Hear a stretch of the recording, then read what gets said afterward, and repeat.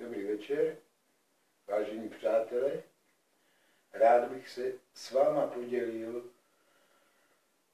o písničky z našeho mládí, když my jsme byli mladí, a o písničky, které teď letí světem u těch mladých v novější nebo v této době.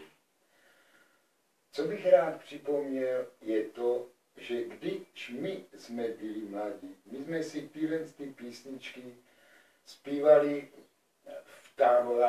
u táboráků, v pionýrských táborech.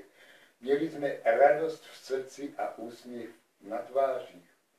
Kdežto u dnešní generace, a jsou to naše děti, anebo děti našich dětí, to bohužel nevidím. Asi svět takový musí být. Děkuju.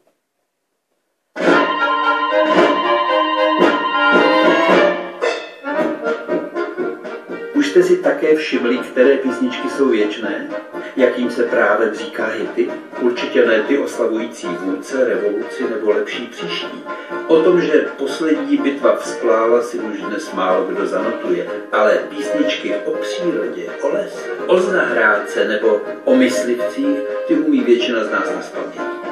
Ani nemyslíme na obsah té písničky a předáváme je třeba u táboráku další generaci. A přitom jde často o písničky vlastenecké. Ta o těch 3 růžích v malé zahrádce mezi ně zrovna patří. Je to spíš o národních barvách, než o pěstování. Protože ať si říká, kdo chce, co chce, modrou růži ještě nikdo nevypěstoval. Takovou špinavě fialovou, to prosím, to ano, ale nasytě modrou ji musí květináři dobarvovat. Kde pak? Na přírodu jsme pořád ještě krátcí, i když si to v písničkách nepřipouštíme.